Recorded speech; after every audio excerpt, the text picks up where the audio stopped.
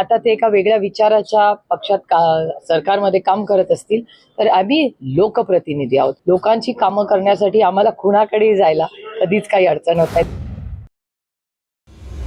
पिण्याच्या आणि शेतीच्या पाण्याचे प्रश्न अतिशय गंभीर आहेत.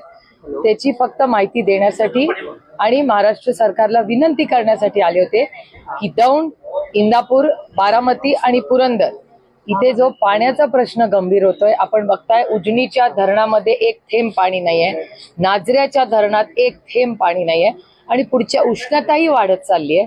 त्याच्यामुळे या सगळ्या गोष्टींचा गांभीर्याने विचार महाराष्ट्र सरकारने करावा आणि पिण्याचं पाणी, शेतीचं पाणी, गुरांचं पाणी आणि छावण्या या सगळ्याचा विचार अतिशय गांभीर्याने करावा एवढीच विनंती करायला मी आले होते.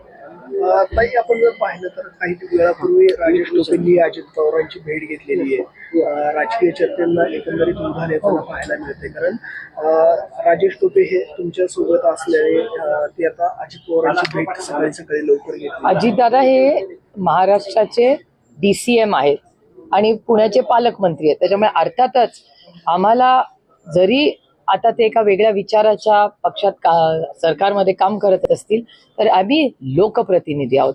लोकांची कामं करण्यासाठी आम्हाला कुणाकडे जायला कधीच काही अडचण होत नाही. दिल्लीत तुम्ही बघता माझा वावर, दिल्लीतल्या प्रत्येक मंत्र्याचे आणि माझे वैयक्तिक अतिशय चांगले संबंध आहेत.